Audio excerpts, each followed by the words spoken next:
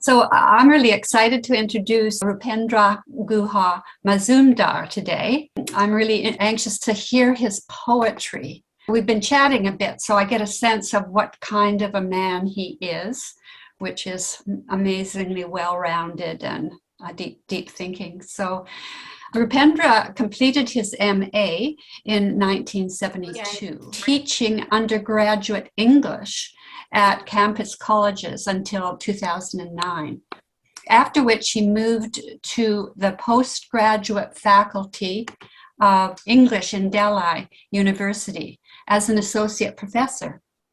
His critical book, Central Man, The Paradox of Heroism in Modern American Drama, appeared in 2003 from Peter Lang, Brussels, Belgium. Rupendra was a recipient of the Fulbright Fellowship to Yale and Suffolk universities in the USA, thrice. Rupendra's first book of poems, Blunderbuss, appeared in 1971 during the Bangladesh Liberation War. 3 more books followed between 1975 and 1990. Rupendra has a small family. His wife, Karabi, who has a PhD in social anthropology and works for an NGO. Their 2 sons, the elder, Mrityunjoy, 30, has a PhD in quantum physics from Cavendish Lab, Cambridge University, and works with the Indian Institute of Science, Bangalore.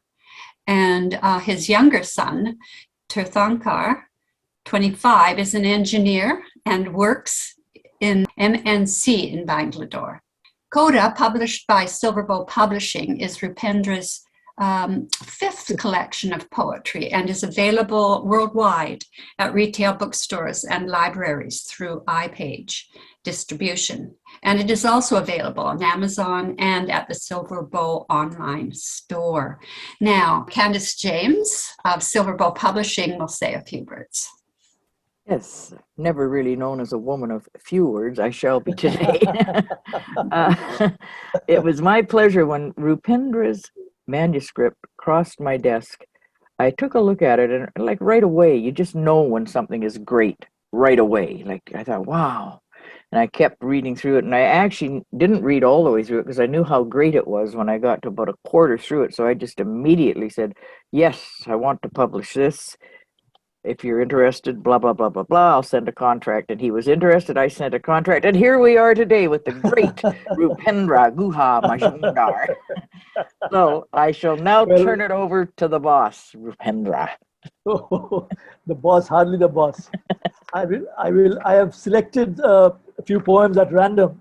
You know, there's no real theme or anything. So it's very diverse, the topics. Between us, between I and Candice, we have sort of come upon a certain kind of a tentative list.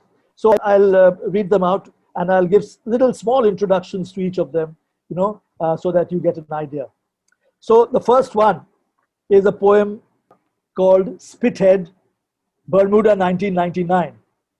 It's concerning playwright Eugene O'Neill's 1920s shorefront villa, Spithead in Bermuda, which was the central venue for a conference which I attended in January 1999. The house seemed to emanate O'Neill's somber life for my attention, and as if I needed to react to what had happened and what is still existing there as a memory. So I'll read that out. Spithead, Bermuda, 1999. I will write as I please, poised precisely for the while on a middle path about any igneous thing on earth, a fringe of mountains in the Hindu Kush, or a lost continent biding time, or that sequestered fishhook island in the upper reaches of the North Atlantic I reached last winter in a rush. Laced with lichen of many hues upon a scaffolding of coral, the place preserves its secret in dolphin-guarded coves of lucent crystal I've only heard about, but never seen or slept within during nights of Nietzschean tempests, when sky and ocean break even their millennium fast with a ritual sacrifice. In the glistening harbor of my room's mirror, a white cruiser floats anchored in the middle, motionless, a lone seagull after a squall, resting its feathers. Our first day abroad bears the loss of an hour. We adjust our watches over breakfast, following an uninterrupted shower. We behave like familiar natives of the place, white skin or black or in between, not unduly shaken by recorded mysteries of warplanes that once just disappeared into the black holes of radars across the horizon of strife. We put on the straight academic face, no staggered wrinkles on the brow like the countenance of the lagoon in downtown Hamilton, calm, untrammeled, as if by seismic tremors. The writer who lived here once, no, not me, also stood before the mast in weathered dungarees from the Caribbees to Buenos Aires, flicked his black hair across his brow.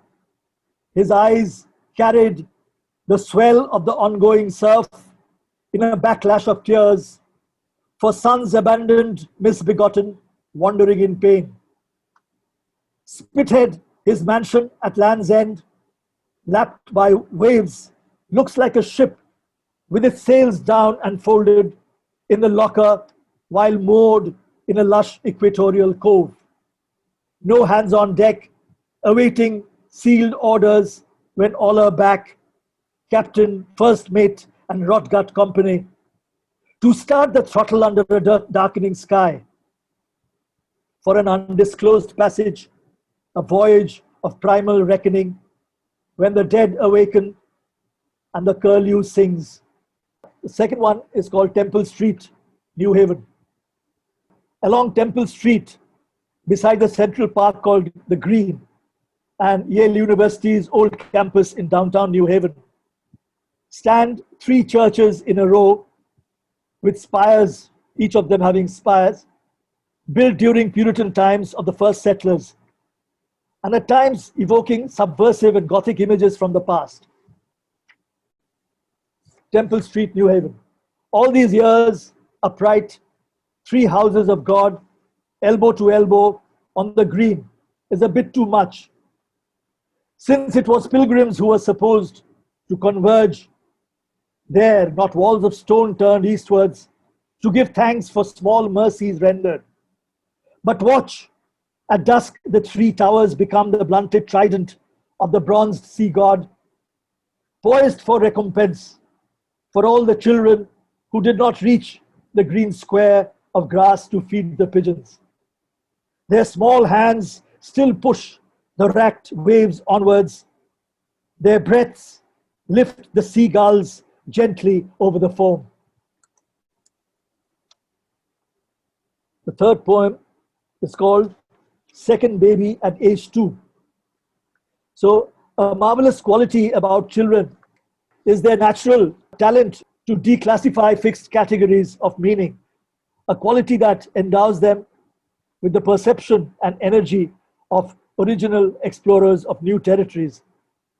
Here I see this facet in one of my sons, young when he was an infant. He likes the feel of fountain pens in his new world fingers.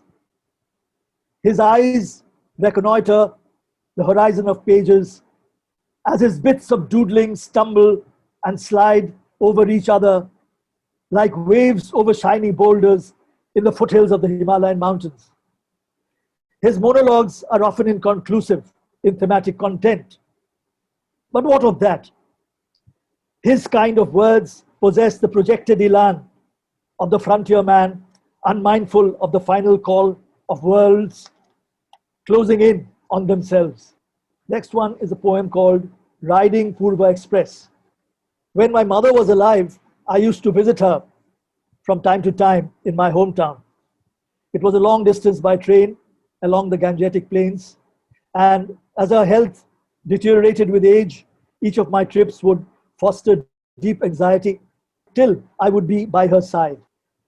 Mothers, so riding Purva Express, Purva is the name of the train. Purva means east, eastern. Mother's awful state recalls me to her side. I do the 1,000-odd eastbound miles in a rounded dusk and day, riding pell-mell Express Purva, wheels clashing through the Maynight's brimming tunnel, hoping she is still smiling there above the black loam of our town's crust, sitting upright on her ruffled bed as I enter with furrowed brow, a beating heart, some silent intruder expecting the worst, hoping she's still there to receive me warmly as I turn the courtyard corner by the well, to clasp me to her chest, her youngest, dearest son, to hear the 1,000 thudding echoes of those wheels finally merging into one. So the next poem also is a different instance of a son's anxiety for his mother's ailing health. It's called In Limbo, Coetzee's Michael K. It's based on the novel The Life and Times of Michael K. So it's for his mother's ailing health. The protagonist and her subsequent demise is portrayed in that novel, set in a time of the civil war in apartheid era in South Africa, dealing with the hero's pilgrimage to his mother's birthplace to dispense her ashes as she had wanted. Stopped in the middle of the tarmac past noon, duty bound, pushing his dying mother-filled cart beyond the city walls to the final resting place she wants, her valley of flowers. He does not speak out at once his mind to the cops at the gate. They bark at him in unison, their black pupil-less eyes of guns turn upon his ribs, stare past each blunted bead of breath in alveoli, ventricle, or valve. He knows nothing, moves till far into the steaming haze. Not yet the cavalcade of tall cacti turn to the east, the field rat or lizard in acacia clad, nor the lone vulture high up above, in limbo, nailed to the crimson sky. The next poem is called Boys Will Be Boys, and the poem is based on a news item in Los Angeles, in the Los Angeles Times on 18 November 2014 about a terrorist assault on a secondary school in Pakistan and the resultant massacre of its 132 innocent children. I happened to read this poem for the first time in Harvard University in 2015 during a poetry reading. Boys will be boys. As a matter of fact, the last lesson of the term was very brief and to the point, peremptory, pressed by a penal colony afar to scribble on their skins with the blunted nibs of hard-nosed bullets in rapid succession. They lay down one by one, obeying a curfew of sleeping time. On the surface of the earth's scarred womb, curling to their sides, knees bent, most fitting position for extended slumber through storms forecast. Now you can never say, with that tilt of your pepper and white head of hair and piquant smile, boys will be boys. For all grammars grounded into dust, the regular inundating verb to be, shunted into the past. The tenses have turned rogue in their fragile moorings. The future is gutted into seedless memory in the tense called future discontinuous. All future that was. Here grammar will not work, yet sentences are past. Boys will no more be boys again. Boys will no longer be. They were called by the name of boys once. Gender checked at birth and noted in the umbilical scribble of a midwife's diary. Only their names will presume to be, become, to bind, disclose, break even in the autumnal shadows of faces and eyes, ready smiles dissolving in a monochrome dusk. Salim, Maqbool, Saeed Raza, Ali, Imtiaz, Shahrukh, Nawaz. Names, wind-blown, floating, unclaimed, like shredded, untethered kites from the mind of a clear winter sky. The next poem is called Elegy to a Dove. I've seen a lot of doves being killed by cats in my garage and so on. So the sight of a dismembered, half-eaten corpse of a dove in one's garage or attic is not a very pleasant sight. The known feline perpetrator is usually untraceable after this heinous act. Elegy to a Dove. I have seen at break of day torn feathers on the floors of houses, bereft of body or beak, that in the midnight past, poised on rafters, was a whole, much contended bird. I did see at break of day torn feathers on the floors of houses, bereft of body or beak or eye, by mercy of quick fang and claw, of spotted lynx, dispensed of soul and song. I may see as yet waves before the eventide rebound against the cliff's white brow, with the roar of grace to scatter afar her ashes now on borrowed wings. Day of Judgment. This happened quite some time back following a poetry reading session in coffee house in downtown New Delhi. I once faced a serious bodily crisis, a breakdown witnessed by my two adolescent sons. And my elder son also wrote a poem about this day. So, Day of Judgment. Forenoon of September 9, a capitulation unforeseen, my two boys touching 8 and 13, witness a fall, a spouting of occult blood, they may well remember. Carried on a stretcher, I join the concourse of debility and pain. My eyes are open wide. I see the ceilings of meandering corridors ripple and stretch over my head towards an estuary of intensive care. Glass panels gleam on every side. Bottled saline suckle my veins at needle point as they meekly shudder and smart, turn sore, a bluish-green labyrinth merging into the distant promontory of my knuckles at the outpost of my heart. Oesophagus confesses erosions. Duodenum too, staring into the tiny camera eye that delves into the lunar, lesioned landscape of my guts. Searching on and on for a more than bacterial cause to pronounce I ought to live or die, or merely in between, merely pause. Thank you. Next poem is Nostos. Nostos in Greek means homecoming. So the homecoming of Odysseus to his kingdom in Ithaca in Homer's The Odyssey forms an established paradigm for all protagonists returning to their original roots in order to reinforce their identity from the ravages of betrayal and alienation. Nostos. They never thought I was awake. With eyelids half closed, deep within my mossy chamber, they never thought. They thought I was still asleep. They thought, smirking, I was gone afar into the forbidden valley, from where few return by dusk up the swelling river, but that there could be survivors too. They never thought. They believed I was missing, lost, dead, whatever, and there was no forwarding address, nothing in bold font or italics. They were sure of my cryptic undoing.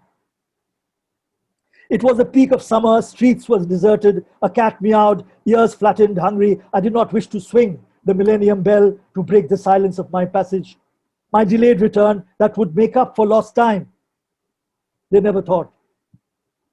Maybe at some point I overslept, which does not mean I must shut eye forever. This sleep was on the cards. It could not be dislodged. It could not be. It spoke to me, my sleep. It said, do not open your eyes. Do not open the eyes untimely. Do not pry open your inmost eye, pupil dilating, till your mouth can speak the word in full measure. I hear the wind in the avalanche, recovering its breath in spasms, lung heaving, memory bowed, heart distraught but true. The word and the crumpled pages of sleep go hand in hand. Wait for the final run, they never thought. See, my lips can pronounce the word. My mouth slowly turns the word with the tongue like a small, round, rare, and bitter flute. I could do this. I could speak and bite, pause and spit. I could turn my patchwork sails to the wind despite every siren song, live to tell my tale. They never thought.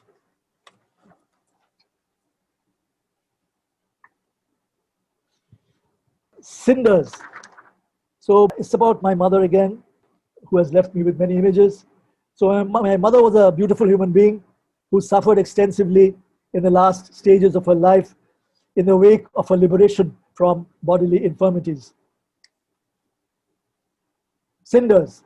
Sure, true beauty is there, whether it be in first folio or flower or in cascades of rainbowed waterfall. But what will I blindly sing of the beauty spent? Beauty where it should starkly be, in unanointed king or queen. On the Gulmohar tree, a resplendent bird is flapping its mortal feathers to be free while forests burn to cinders. The limping bird of the heart, the golden cage, my mother's ribs, which I can count one by one before I turn the page. David and Goliath, the encounter. You all must be knowing this biblical lore. In this biblical lore, Goliath is the arrogant Philistine giant who, against all odds, is surprisingly overpowered and slain by the young shepherd boy David, who thereby emerges to be the professed leader of the Israelite people. So it's many painters, many artists have drawn this picture. Caravaggio is one of them, and many others. So I also got fascinated with this image. David and Goliath, and it starts with a quotation, let no one lose heart on account of the Philistine, quoted from Samuel 32. I will fight you, he cried and picked up a stone. I will fight you, he said, as he peered into those eyes. I will fight you, he thought, touching the tousled desert wind of his hair. Closing in on the stretch of no man's land, girded with giant cacti on slopes and sharp cries of circling kestrels, big and small meet at level ground zero. Before a bolt of sharp lightning licked slingstone cracks the wrinkled firmament of a behemoth's brow, right at the epicenter. Goliath sinks heavy in a cloud of dust, biting his own tongue of untested fear. His eyes roll in the thick blood of his sockets. The champion, more than man, crashes in heavy armor, clanging to the earth and overshadowing over the top Philistine, chokes on the ignominy of brute, fangled words. The immediate lowliness of earth serves the pressing purpose of the unlettered, unseasoned lad calling a spade, knowing that customized armor or helmet only pulls a big body down, does not protect in battle. Oversized shield, ornate studded, wrought gilded, grimacing Medusa visage of no real worth. The broadsword, loosened from the big man's grasp, serves Dave's immediate purpose of a neat coup de grace to separate head from neck at the crucial turn of the spine, a fountain spouts, congeals into the rarest of desert flowers. Your young boy shepherd, counting his sheep before the sun sets in the ravines. He does the honors, patriarch to be of the clan. No big deal, once chastising lions or their snarling shadows in the tall elephant grass. But here he raises high the skewed trophy by the hair against fleeting parturient clouds dripping a trail of purple blossoms. Blood is real, thick and glistening, this fountain of darkening blood spouting for ages. Thank you. A small poem on Salvador Dali. Dali's paintings, as you know, are flooded with images which solicit vast spans of space and time in primal combinations that undermine the sovereign jurisdictions of mankind and nature, so breaking apart many boundaries. So just an imagistic poem. The tree bows down to the winter sun descending into the earth. The cloud bursts into a paroxysm of birds. Dali's travesty of mirth, mirth with capital M. The river twirls like a bloody whip upon the flanks of twilight. The tiger growls from a moonlit cliff, warning presumptuous night. Another retrospective or historical mythical reference, Pompeii, the city of Pompeii in Italy, very close to Rome, where afternoon of August 24th, 79 AD, Mount Vesuvius near Rome erupted without any warning and spewing black fumes, ash, pumice, and lava for 2 full days, and silencing forever the unwary denizens of the city of Pompeii. From beyond the city walls, Mount Vesuvius spouts its foul madrigal of ashes upon them all with a low peremptory growl. In the absence of shadows at noon, there are no other sounds besides the humming unfamiliar tune descending from above. The children on the patio are taken by surprise by the pouncing monster of Granny's tales. Their homework incomplete, school bell ringing around the curb, their petrified laughter saved for the itinerary of 2 million tourists per year. Peter's admonishing finger points upwards at the renegade clouds of stifling smoke. The public baths are brimming with souls of mottled grey, mannequins twisted and still, with no more berths left on Charon's boat to be wafted across River Styx's black waters. Salt waves wash the tracks of gods, limping hastily from the scene of the crime beyond all reach. A millennial quartet of dolphins leap high into the air above the Bay of Naples on the Tyrrhenian Sea, framed within deep blue and white mosaic walls, barking together all at once like sheepdogs in search of truant flock on a hillside scalded of its skin of grass, soft footfalls taken in surprise by an onrush of stealthy fire. Another poem involving dolphins and the COVID. So dolphins in the time of the Corona lockdown. So ironically, the recent pandemic quarantine caused the air to be cleansed for the benefit of many species after decades of pollution in rivers like the Ganges. The increased surface frolicking of dolphins in the water proved it. This image gets poignantly linked with that of the dolphins on the mosaic walls of ancient Pompeii, whose denizens had succumbed overnight to the toxic gases of Mount Vesuvius. Dolphins in the time of Corona lockdown. We heard shimmering grey dolphins were sighted in the river Ganga at Hooghly, the water being easier to breathe in and out now. During Corona lockdown, they have risen from the skewed graves to post unsolicited messages of their own. Let them be.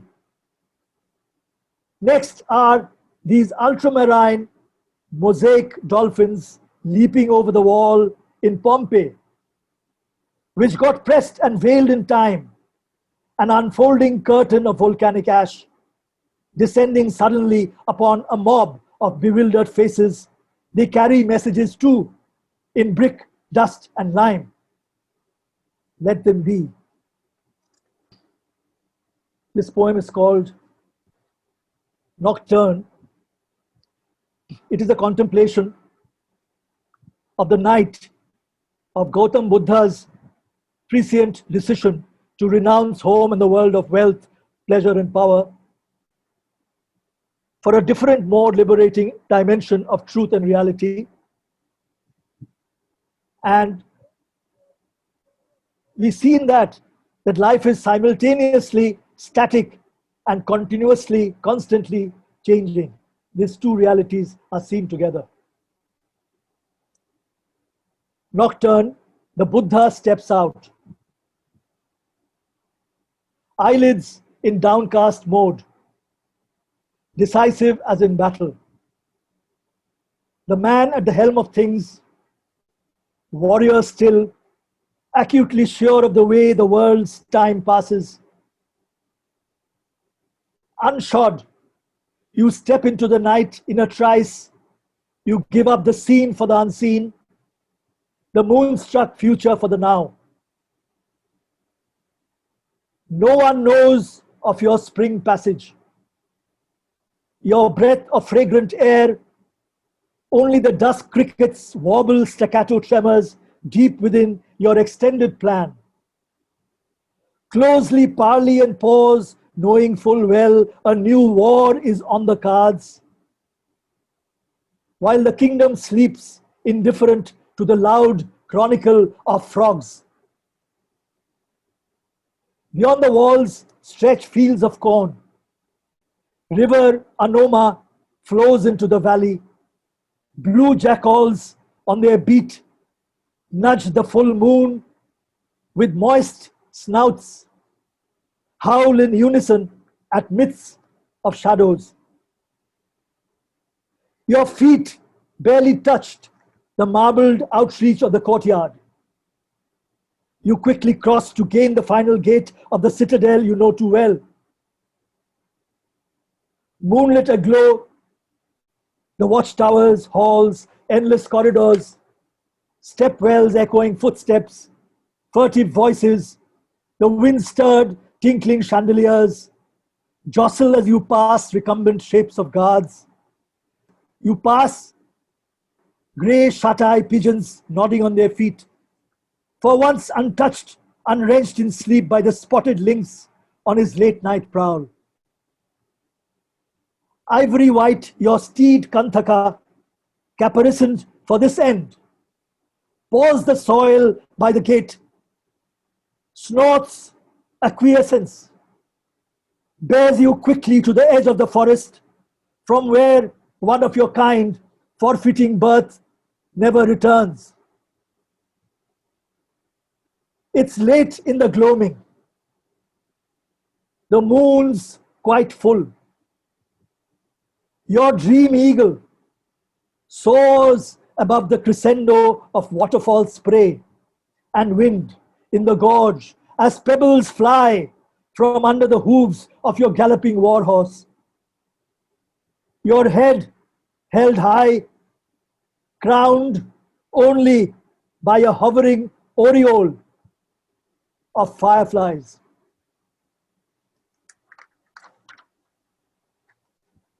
I think I'll be concluding here with two small poems. The one is the title of the book, CODA, where CODA, the poem and the idea, reveals an instance of mutability, the relationship of time and existence that engages us in our dual awareness of life and death and evokes a very palpable rhythm of immanence through nature's cycles. So I've just put together a few images. CODA. The wind takes care of the dust on chairs. The doors of the forest are shut on strangers. I await the noon rush of tribulations, the pressing of feet on golden sands. And the last haiku, a small haiku, 2 lines, an imagistic poem. It's called a haiku to life. The wind, a sly, sudden shark. The leaves, small scattering fish. The wind, a sly, sudden shark. The leaves, small scattering fish. Thank you. Wonderful. Thank you so much. Gosh, what a treat. Beautiful poetry, Rupendra. Candace? Yes. I can't remember if we were going to have an open mic or... No, we weren't going to, but Okay. I'm going to say something quickly. I think that's the best haiku I've ever heard in my Isn't it entire wonderful? life. Yes. Among the best poems I've ever heard, too. I mean, Yeah. wonderful stuff, Yeah. Rupendra. Yeah. So Thank people you. should ask questions, I guess, and comment. Yeah, sure. I guess you want them to raise their hand first, Carol, so there's not a bunch That of would be good. cacophony? Yeah, so that they can let us know. It's not a matter of even asking questions so much as, I mean, it could be, Comments. but it could also Absolutely. just be comments. Yeah. Yeah. So everybody needs to unmute Okay. themselves. Yeah. Briara. Bridge Raj. Rich. Rich. I'm so Yeah. sorry. I don't know why people can't get my name right. I've never had any problems with it at all. Anyhow, I do agree with Candace. I think that's a beautiful haiku. And this is the great strength, I think, of Rupen's poetry, the imagery. He's able to strike the right image, and his range is enormous. And he ranges from the Ganga to the Aegean Sea, as it were.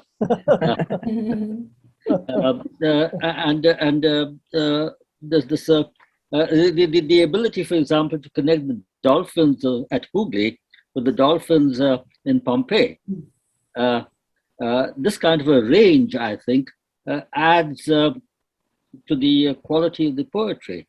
So I think these are two very, very strong parts of Rupen's verse, his imagery and the range of reference. And of course, he's able to get the feel of a place right. The first poem that you read, Spithead, which is the one poem that I have actually read as opposed to having heard. So I can talk a little bit more about Yes, please do. there again, the quality of the roughness of the terrain is matched by some of the roughness of the poetry. So there is this onomatopoeic quality to it. And so also in some of the other poems, in the one where Siddharth leaves his home to go out, and the description of the stallion, for example, or going past the chandeliers and the sleeping guards, all that I think is very beautifully evoked. So I think it's a great book of poems. Thank you, Vijay. Wonderful. Thank you very much. Anybody else?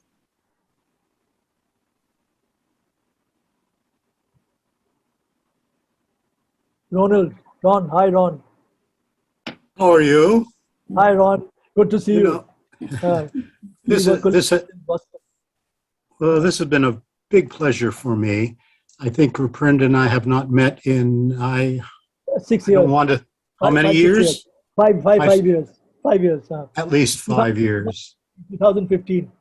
6 years. Oh, 6 years. And he was a scholar at Suffolk University, where I teach, and participated in all sorts of things with our campus, with our faculty, student activities in the Asian Studies Club and the Asian Studies Committee. One is students, one is faculty. And he became one of our, well, we felt like he was a fellow faculty member. We really did, like he had been there and he was going to be there. And we were so surprised when he packed up and left. We weren't prepared for that. The Fulbright. The Fulbright when we took it back. Especially the following year, I think we all kept saying, well, where's Rupendra? How come he didn't show up to this meeting today? I mean, really, he made such a wonderful impression on us. And since then, well, during that time and since then, I've appreciated him as a Renaissance man, because he is poetry and a painting and a lot of historical information he was giving us. I've just admired that. I have one question. Of these poems, are they all published for the first time or not? In this book, which you see here, all of them except for 2 poems, they were published in the Suffolk journal, Salamander. All right, one of them. Yes. In Suffolk's journal, it's called Salamander. The ebook, searching for an ebook in the spring. All right, so that poem was published in that. And another poem on Eugene O'Neill, Tower House, which I have not read today, that also was published in that. So only 2 poems. Okay. So otherwise, for a long time, I have not been publishing in any collected volume. You know, I've been publishing in magazines and journals. So this is after many years, almost 30 years, I'm publishing a full collection, right? I see. So thanks to Candice for accepting it. Thank you, Candice, for that. Yeah. My pleasure. So Ron was a very, very active, person of Suffolk, and he's the head of the South Asian Studies Department in Suffolk University, and he is active throughout the year, every week almost. I still keep getting his notices, and I try to be a part of that. He's a specialist in Chinese and Japanese studies, all right? He speaks fluent Mandarin and other Far Eastern languages, and he's a great man. Amazing. Thank you, Rupendra. It's been so nice seeing you and seeing your wife and sons. That's also been a pleasure. Yes, Thank yes. you. Thank you, Don. Thank you. Where are they? I don't see them.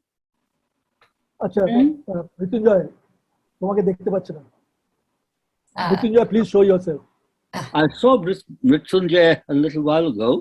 I don't see anywhere. Put your hands up, Mৃত্যুঞ্জয় boys. Put your hands তোমার up. ছবিটা দেখো There you go. Or they can just unmute and speak, and they'll come up on speaker. Yeah, that's right. They could. Yes, hi. Hello. There you go. There it is. Hello, that's Mritunjay. Well, Bridge has seen him as a toddler a few Yes. months ago. He was, the last time I saw him, he was just a few months old, I think. And he was born in Yale New Haven Hospital. Yeah. And where is Corby? Korobi, I don't know. She should be here. She is here. She is on the but I'm here, Bridge. Nice to see nice you. to see you. Good to see you.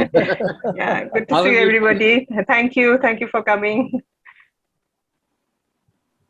and Tirthankar is not visible. No, I'm here. I'm here. Well, please show yourself. Good. Oh, he's So, there? Yes, Yeah, yes, I'm here. that's Tirthankar. Yeah. And some of our family members have also joined from Assam, my brother and mother, from Calcutta, Rupen's brother, and my sister-in-law from Delhi, my nephew from Pilani, Rajasthan. All of them are here. Where is Thank my you. brother? Is my brother there? Rathindra. Is Rathindra That's there? lovely. Ah, So a bit of a family reunion too. That's lovely. yes, because we stay very far apart, you know, about 1,000 miles apart, each of us, you know, sort of, so it's difficult to get together very often, especially because of the COVID lockdown. You know, last 2 years have been very bad, Yes. you know. So Thanks for giving the opportunity. Thank yeah, you. thank you. Thank you. So, Anybody else? I'm just looking at a face here that I don't recognize, but I recognize the name. Mark, perhaps you might want to say something. You've written a nice blurb on the back of the book. So if you do want to say something, unmute. Great. Yeah, it took a while to figure out how to unmute. Rupendra, hi. Good to see you. Karavi, good to so see nice you. to Really see good you. to see My you. goodness. So, Okay. And the kids, look at you. It's extraordinary. Mark also has That's seen my the kids.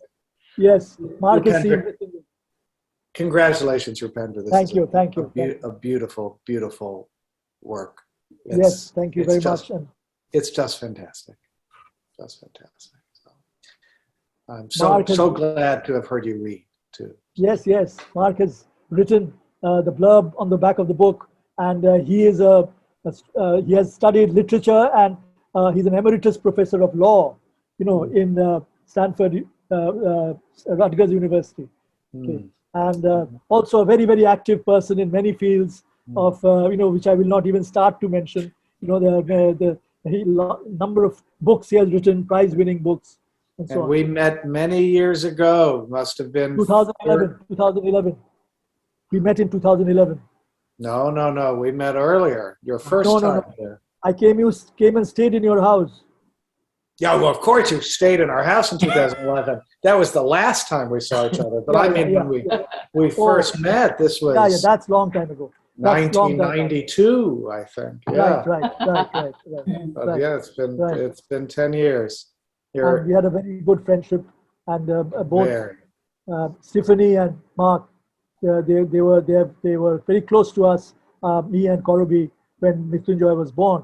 So we have somehow managed to keep in touch to some extent right through.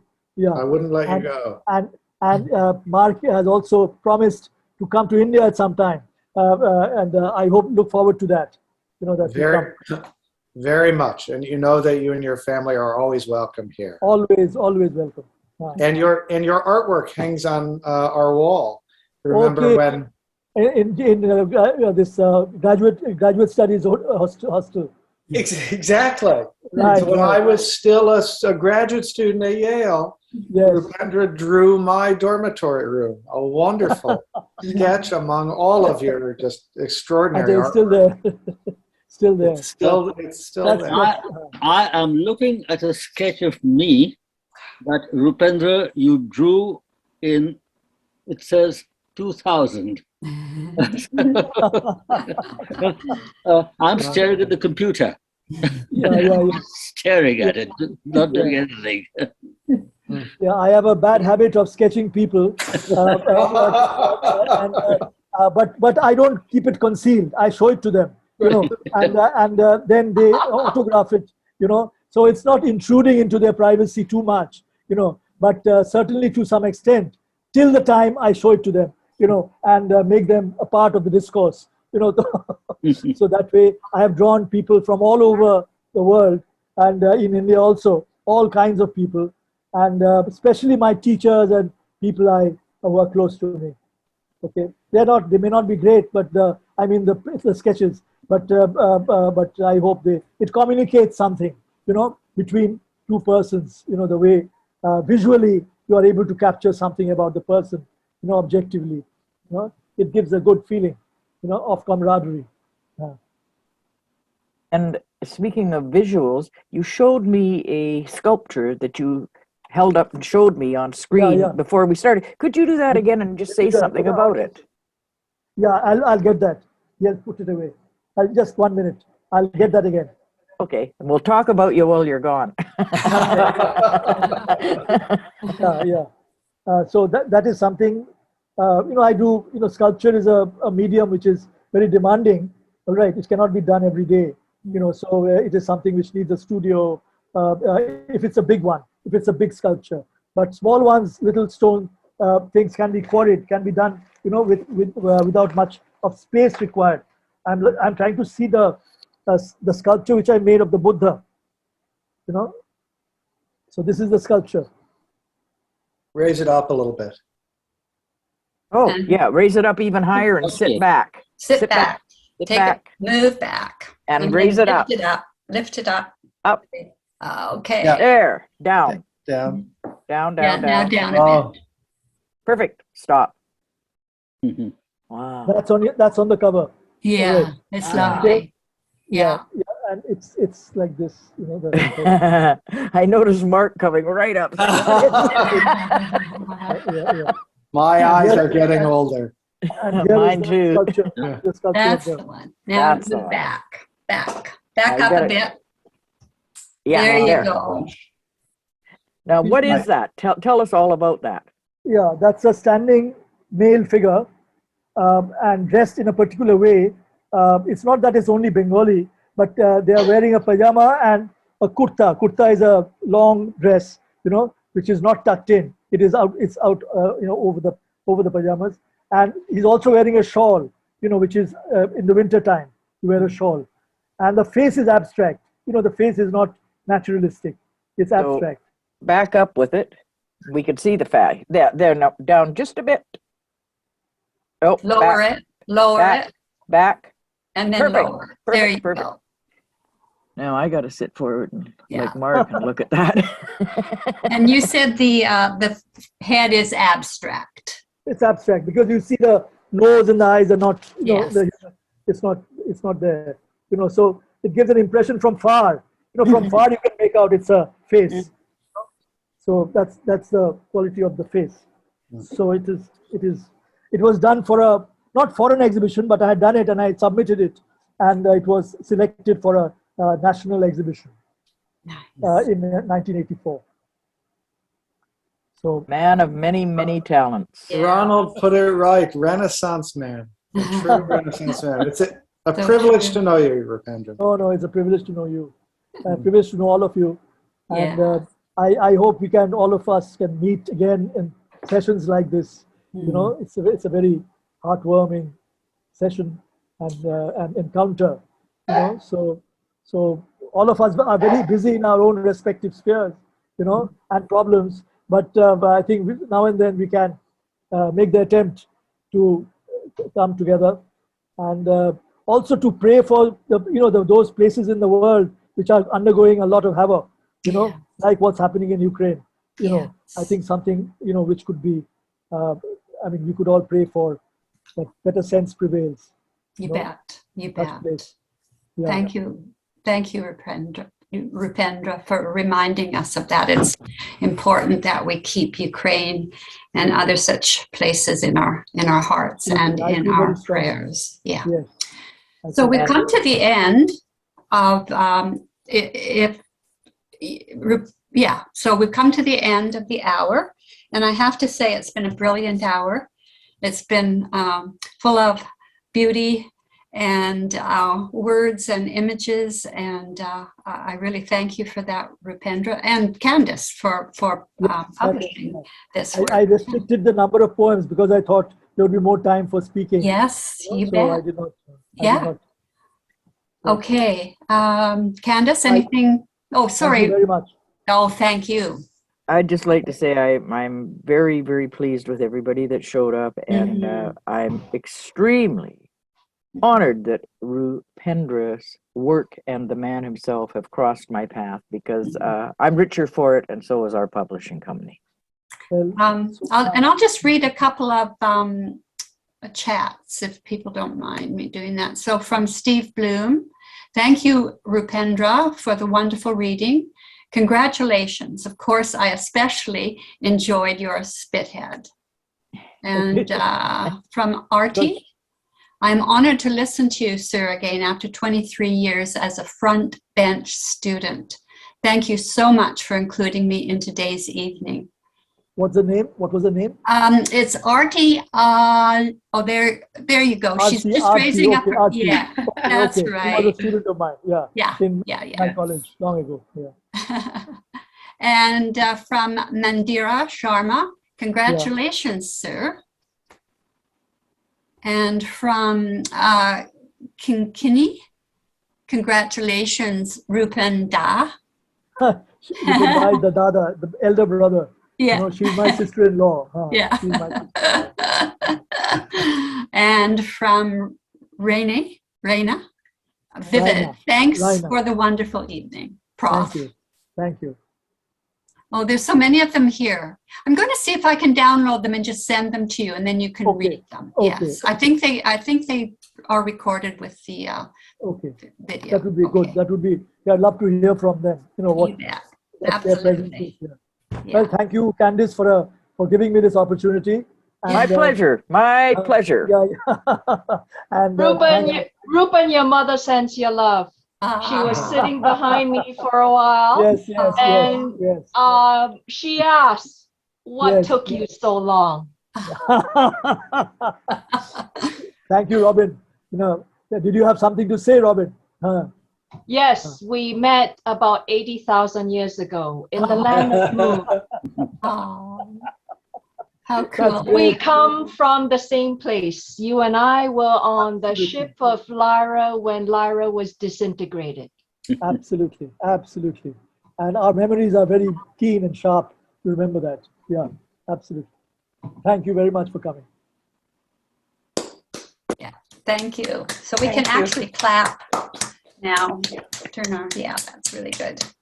Lovely. Thank you again. Thank you. Congratulations. Thank you. Thank you, everyone. Thank you. Bye-bye. Bye. Bye. Thank you all. Have a good day. Bye. Bye. Bye. Bye. Bye. Bye. Bye. Bye. Bye.